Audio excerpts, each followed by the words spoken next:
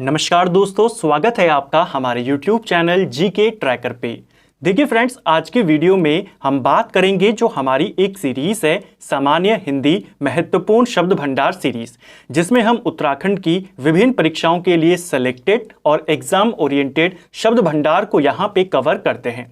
इसमें आपको जो पर्यायवाची, तत्सम, तद्भव, विलोम शब्द, वाक्यांश, मुहावरे देखने को मिलते हैं, ये सेलेक्टेड होते हैं। प्रीवियस ईयर के क्वेश्चंस भी आपको इसमें देखने को मिलते हैं। ये हमारी इस सीरीज की छठी क्लास है। अगर आपने इससे पहले की क्लासेस को नहीं देखा है तो आप उनको जाके देख सकते हैं और इन शब्द भंडार को आप तैयार कर सकते हैं, क्योंकि यहाँ पर अगर आप बुक से करने जाएंगे, बुक में आपको काफ़ी ज़्यादा देखने को मिलते हैं। यहाँ पर हम केवल जो इंपॉर्टेंट होते हैं, सिलेक्टेड होते हैं और जो एक बार में याद नहीं होते उनको यहाँ पे कवर करते हैं। और एक सिंगल वीडियो में आपके पर्यायवाची कवर हो जाते हैं, वाक्यांश कवर हो जाते हैं, विलोम शब्द, तत्सम, तद्भव और मुहावरे कवर हो जाते हैं। तो चलिए दोस्तों, आज की वीडियो को शुरू करते हैं। शुरुआत करेंगे वाक्यांश के लिए एक शब्दों से। पहला है विचारों का ऐसा प्रवाह जिससे कोई निष्कर्ष ना निकले, उसको क्या कहते हैं? तो यानी कि विचार विमर्श आपने किया और कोई निष्कर्ष ना निकला, उसे ऊहापोह बोला जाता है। जिस भूमि में कुछ भी पैदा ना होता हो उस भूमि को ऊसर बोला जाता है। सांसारिक वस्तुओं को प्राप्त करने की इच्छा, इसके लिए एक शब्द क्या है? तो जो सांसारिक वस्तुएं हैं उनको प्राप्त करने की इच्छा है, उसके लिए ऐषणा शब्द का इस्तेमाल किया जाता है। अगर इसको साधारण शब्दों में कहें, अभिलाषा शब्द आप यहां पर नोट कर सकते हैं, ठीक है, यानी कि तीव्र इच्छा होना। इंद्रियों को भ्रमित करने वाला, तो इंद्रियों को भ्रमित करने वाले को ऐन्द्रजालिक बोला जाता है। अपनी पत्नी से उत्पन्न पुत्र, इसको क्या कहते हैं? अब देखिए, हर बार मैं आपको कहता हूं जो आपका शब्द भंडार है वो एक दूसरे से जुड़ा होता है। औरस कहते हैं अपनी पत्नी से उत्पन्न पुत्र को, यानी कि जो आपका खुद का पुत्र होता है उसको क्या कहा जाता है? औरस। और हमने इसे विलोम शब्द में भी देखा था कि औरस का विलोम शब्द क्या होता है? जारज। और जारज मतलब क्या होता है? गोद लिया हुआ पुत्र। दो व्यक्तियों की परस्पर होने वाली बातचीत को क्या कहते हैं? तो दो व्यक्तियों के आपस में होने वाली बातचीत को कथोपकथन कहा जाता है और ये आपसे पेपर में पूछे गए हैं। बर्तन बेचने वाला, तो बर्तन बेचने वाला या बर्तन बनाने वाले को क्या कहते हैं? उसे कसीरा कहा जाता है। अपने काम के बारे में कुछ भी निश्चय न करने वाला, यानी कंफ्यूजिंग में आ जाना, दुविधा में आ जाना, ऐसी कंडीशन में आ जाना जहां पे आप कोई भी निर्णय न ले सके, उसे कहा जाता है किंग कर्तव्य विमूढ़। जो धन को अत्यधिक कंजूसी से खर्च करता हो, यानी जो कंजूस हो, और कंजूस के लिए ही दूसरा शब्द होता है कृपण। जो पैसे को बहुत कंजूसी से खर्च करता है उसको क्या कहते हैं? कृपण कहते हैं। जो किए हुए उपकार को मानता हो, तो तीसरी बार हम इसको कर रहे हैं क्योंकि ये थोड़ा सा कंफ्यूजिंग वाला पॉइंट है और कई बार पेपर में आता है। जो किए हुए उपकार को मानता है उसे कृतज्ञ कहते हैं और जो किए हुए उपकार को नहीं मानता उसे कृतज्ञ कहते हैं। दोनों मिलते जुलते शब्द हैं, ये मानता है, ये नहीं मानता। जो सब शास्त्र पढ़ चुका हो उसके लिए क्या होता है? एक शब्द, उसे कृतागम कहा जाता है। अपनी गलती स्वीकार करने वाला, तो अपनी गलती स्वीकार कर लेने वाले को कायल कहा जाता है, ठीक है।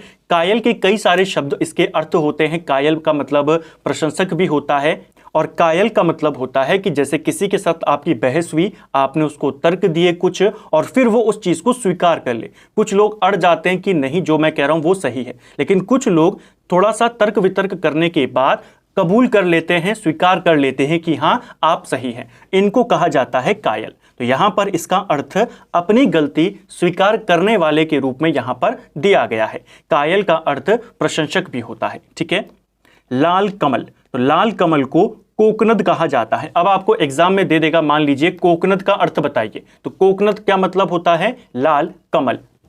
जो अपने उद्देश्य सिद्ध होने पर संतुष्ट हो उसे क्या कहते हैं? उसे कृतार्थ कहते हैं। अपने ही कुल का नाश करने वाला व्यक्ति, इसको भी हमने विलोम शब्दों में देखा था। एक कुलदीपक था और एक कुलांगर था। कुलदीपक कौन होता है? कुल का मान बढ़ाने वाला, और कुलांगर क्या होता है? कुल का नाश करने वाला, ठीक है। तो कुलांगर को हमने विलोम शब्द में आपको अर्थ भी बताते चलता हूं, और वही शब्द आपको जब वाक्यांश में आते हैं तो आप उस शब्द का अगर आपको अर्थ पता है तो आप वाक्यांश को भी वहां पर आसानी से टिक कर जाते हैं। जो पाप पुण्य हर्ष विषाद से मुक्त स्वभाव वाला हो उसे क्या कहते हैं? तो उसे कहते हैं केवल आत्मा। पुनर्जन्म में किए हुए कर्मों का फल, इसके लिए एक शब्द होता है कर्ण विपाक। जो दुख या भय से पीड़ित हो उसके लिए एक शब्द होता है कातर। कातर यानी जो व्यक्ति दुख या भय से पीड़ित हो, डरा हुआ व्यक्ति भी आप कह सकते हैं, पीड़ित व्यक्ति आप उसे कह सकते हैं। जो अच्छे कुल से उत्पन्न हुआ हो या जिसका जन्म उच्च कुल में हुआ हो उसके लिए अभिजात या कुलीन शब्द का इस्तेमाल होता है। और ये वाला भी मोस्ट रिपीटेड है, कई बार एग्जामों में पूछा गया है। जीवन के एक अंश को लेकर लिखा गया प्रबंध काव्य खंड उसे क्या कहते हैं? तो उसे खंड काव्य कहा जाता है। तो ये थे आपके 20 वाक्यांश शब्द। हमारी ये छठी क्लास है, हर वीडियो में हमने 20 वाक्यांशों को कवर किया है, तो अभी तक आपके 120 वाक्यांश तैयार यहां पर हो चुके हैं। एक वीडियो में 20 ही होते हैं, तो आप इजीली इनको याद भी कर सकते हैं, लिंक करके कर सकते हैं। और कई सारे तो ऐसे होते हैं जो विलोम शब्द पर्यायवाची शब्दों से भी लिंक होते हैं। और ये सभी आपके, जैसे मैं हर बार कहता हूं, सिलेक्टेड हैं। एग्जाम में जो पूछे गए हैं पहले मैं उन्हीं को यहां पर प्रायोरिटी देता हूं। तो 120 आपके वाक्यांश यहां पर तैयार हो चुके हैं 6 पार्ट के अंदर। अब चलेंगे हमारे दूसरे सेगमेंट मुहावरे और लोकोक्तियों की तरफ। मुहावरों की बात करें, पहला है गुलर का फूल होना। इसका क्या मतलब होता है?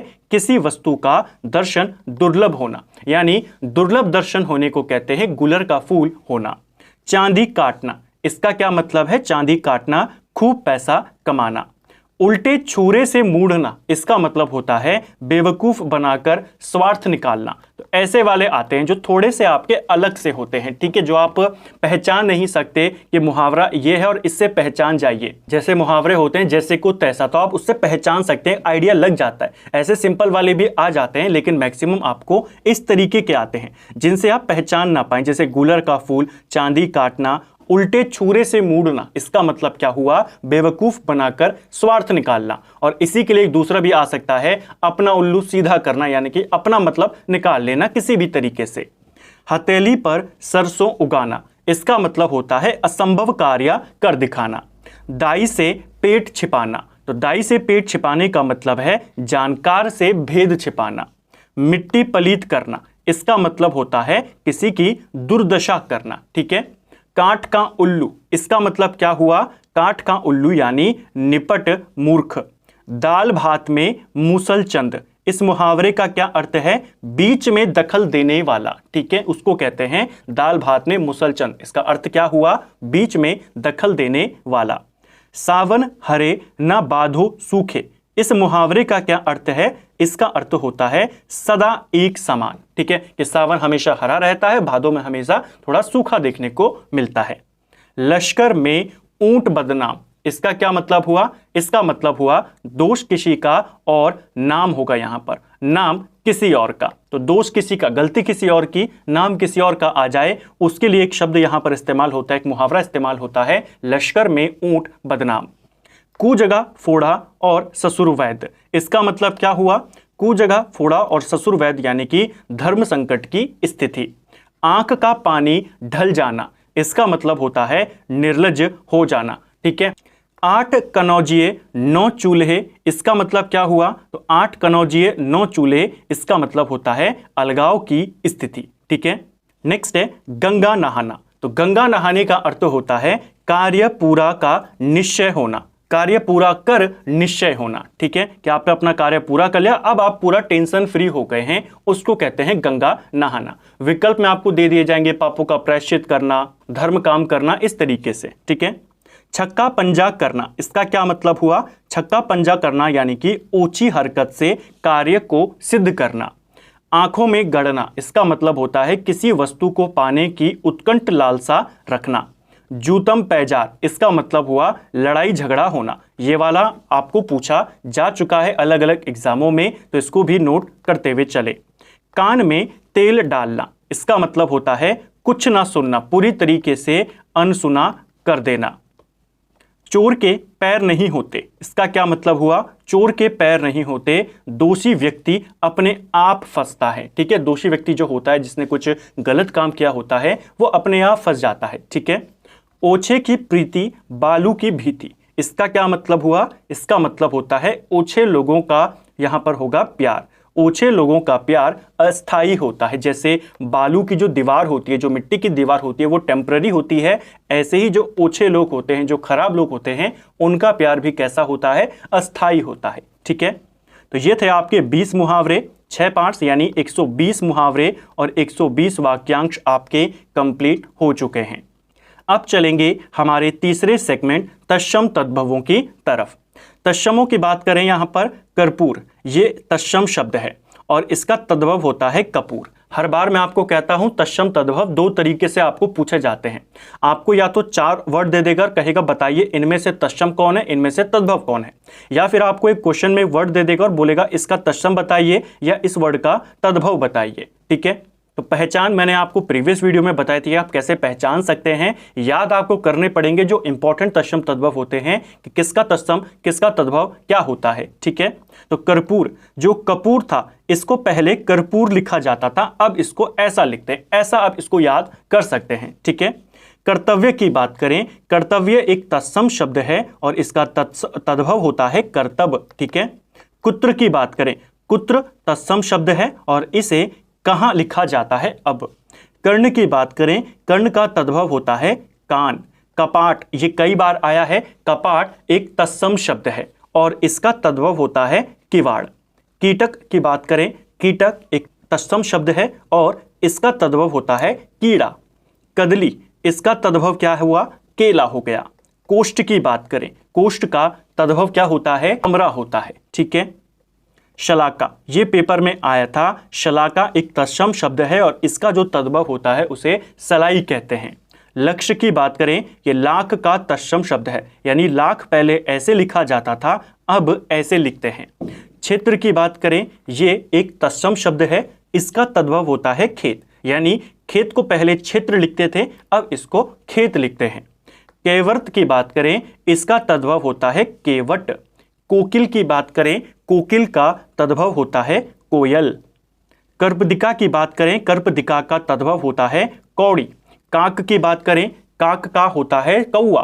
तो कोयल का क्या होता है? कोयल को पहले कोकिल लिखा जाता था, कौवे को पहले काक लिखा जाता था। तो जो पहले लिखा जाता था वो तत्सम है, जो अब लिखा जाता है वो तद्भव है। जैसे कंघी, कंघी एक तत्सम शब्द है, इसका तद्भव है कंगती।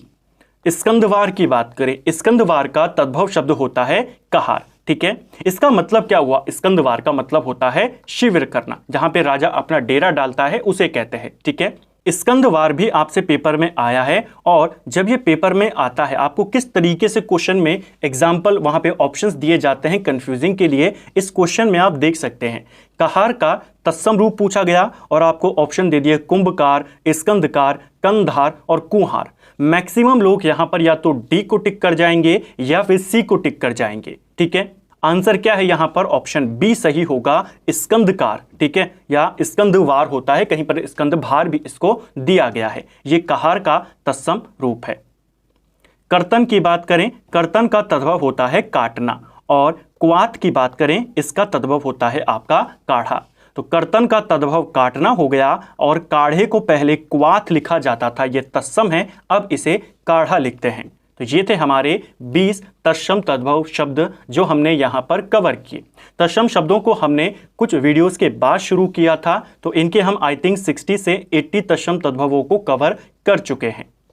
अब चलेंगे हमारे चौथे और सबसे इंपॉर्टेंट सेगमेंट पर्यायवाची शब्दों के बारे में। पर्यायवाची शब्दों से आपके एक क्वेश्चन के साथ, एक पर्यायवाची शब्द के साथ कई सारे शब्दों का आपको क्लियर यहां पर हो जाता है। जैसे पार्वती है, अब पार्वती के पर्यायवाची शब्द कौन कौन से हैं? पार्वती को शैलजा भी कहते हैं, शिवानी भी कहते हैं, अपर्णा भी कहते हैं, गिरिजा, शैलसुता, दुर्गा, भवानी, इसके अलावा गिरिजा, इसको हम देख चुके। तो ये सारे किसके हैं? ये सारे शब्द यानी पार्वती के पर्यायवाची शब्द हैं। तो शिवानी का अर्थ भी पार्वती होता है, शैलजा का भी पार्वती, अपर्णा का भी यही होता है। इस तरीके से याद कर सकते हैं। दीपक की बात करें तो दीपक में आपके दीप, दिया, ज्योति, ये तो कॉमन है, इनको याद कर लीजिए। प्रदीप और गृहमणि, दीपक का पर्यायवाची शब्द गृहमणि भी होता है। द्रौपदी की बात करें, द्रौपदी का होता है यागसेनी, सौरंद्री और कृष्ण। कृष्ण भी होता है द्रौपदी का ध्यान रखना, और ये दो याद होने चाहिए। याज्ञसेनी किसको कहते हैं? द्रौपदी को कहते हैं, और सौरंध्री। धरती की बात करें, धरती के पर्यायवाची होते हैं मेदिनी, धरणी, मही, अवनी, ईला, वसुंधरा, अचला। ये सब किसके हैं? ये सब आपके धरती के पर्यायवाची शब्द हैं। ठीक है। धर्म की बात करें, धर्म का पर्यायवाची शब्द होता है सुकृति। इसके अलावा मत भी इसी का होता है। सत्कर्म हो गया, संप्रदाय हो गया, मार्ग, कर्तव्य, ये सारे किसके पर्यायवाची शब्द हैं? धर्म के। याद कौन सा रखेंगे? सुकृति को याद कर लीजिए। ठीक है। धुंध की बात करें, धुंध के पर्यायवाची होता है कुहरा, निहार और कुहासा। तो कुहरा और कुहासा तो सिंपल है, कॉमन है। निहार को याद कर लीजिए, धुंध के लिए इस्तेमाल होता है। ठीक है। धनुष, धनुष के पर्यायवाची शब्द कौन कौन से हैं? तो कारमुक धनुष को कहते हैं, कोदंड धनुष को कहते हैं, विशिखासन धनुष को कहते हैं, चाप ये इंपॉर्टेंट है, धनुष को कहते हैं, सरासन ये भी इसी का है, धनु और पिनाक। तो ये सारे पर्यायवाची किसके हैं? धनुष के हैं। नाव की बात करें, नाव के पर्यायवाची होते हैं पतंग, बेड़ी, तरी और तरिणी। ठीक है। ये सब किसके हैं? ये आपके नाव के पर्यायवाची शब्द हैं। नदी की बात करें तो नदी के बहुत बार आते हैं। तरंगणी नदी का है, स्रोत सिवनी ये वाला हाल ही में पूछा गया था यूपी में किसी एग्जाम में, स्रोत सिवनी किसका है? नदी का है। शैवालिनी, अपगा, शैलजा, ठीक है, शैलजा पार्वती का भी है और नदी का भी है। सरिता हो गया, वाहिनी हो गया, तटनी हो गया और कुलंकुशा हो गया। इन दो को याद कर लीजिए, ये दो ज्यादा आपसे पूछे जाते हैं। ठीक है। साथ में सरिता, वाहिनी ये तो कॉमन है, अब कई बार रिपीट हो चुके हैं। नरक का क्या होते हैं? तो नरक में आपका यमलोक होता है, यमपुरी होता है, लेकिन जो याद करना है वो रौरव रखना है। नरक का पर्यायवाची शब्द होता है रौरव। अब आपको कहीं पर भी रौरव शब्द का इस्तेमाल हो जाए और आपको आ जाए, मान लीजिए विलोम शब्द में आ गया कि रौरव का विलोम बताइए, और ऑप्शन में दे देगा स्वर्ग, तो आपको पता है रौरव यानी कि नर्क होता है और इसका विलोम क्या हो जाएगा? स्वर्ग हो जाएगा। तो चीजें एक दूसरे से ऐसे ही लिंक होती हैं। आपको नरक का विलोम शब्द, पर्यायवाची शब्द अलग अलग याद नहीं करने पड़ते। ऐसे में अगर आपने एक बार अर्थ को याद कर लिया या आपने उसको समझ लिया, तो रौरव माने क्या? रौरव माने आपका नर्क होता है। ठीक है। तो रौरव आपको याद रखना है। निशा की बात करें तो निशा का बहुत बार आता है, निशित, सरवरी, रजनी, विभावरी ये इंपॉर्टेंट है। यामिनी, शपा, शरदा, त्रियामा और तमीसा ये सब किसके हैं? निशा के पर्यायवाची शब्द हैं। नारी की बात करें, नारी के होते हैं वामा, कामिनी, भामिनी, प्रमदा, कांता, आर्य और रमणी। ये सब नारी के पर्यायवाची शब्द हैं। पत्नी की बात करें, पत्नी में आते हैं दारा, भार्या, कलत्र और अर्धांगिनी। ठीक है। इन तीनों को याद कर लीजिए। शुरुआत के जो दारा है, भार्या और कलत्र किसके पर्यायवाची हैं? पत्नी के पर्यायवाची शब्द हैं। पत्थर इसका होता है पाहन, प्रशस्तर, तो ये दोनों तो सिंपल हो गया। शिला भी सिंपल है। अश्म और उपल इनको याद कर लीजिए। पहाड़ की बात करें तो मेरू, नग, महीधर। देखिए मही किसका था? मही हमने ऊपर देखा, आपको ध्यान होगा धरती का था। ठीक है। महीधर पहाड़ का होता है। इसी प्रकार धरणी धरती का था, धरणीधर किसका है? पहाड़ का होता है। गिरी हो गया, तुंग हो गया, आद्री हो गया और अचल। धरती का क्या था? धरती का था अचला। ठीक है। और पहाड़ का होता है अचल। तो दोनों याद करने हैं। ये जो कॉमन वाले होते हैं जिनमें थोड़ा सा अंतर होता है, जैसे आपने याद कर लिया हवा हवा में कि धरणी धरती को कहते हैं, एग्जाम में आ गया धरणीधर, आपने सोचा धरती ही होगी तो आपने धरती पर टिक कर दिया। धरणीधर यानी पहाड़, धरणी यानी धरती। ठीक है। पक्षी, पक्षी का होता है विहंग, विहग, द्विज, नभचर, खग। देखिए खग यानी खरगोश भी होता है, लेकिन खग का पर्यायवाची शब्द भी क्या माना जाता है? पक्षियों को ही माना जाता है। ठीक है। पखेरु या शंकु ये सब किसके हैं? ये सब आपके पक्षियों के पर्यायवाची शब्द हैं।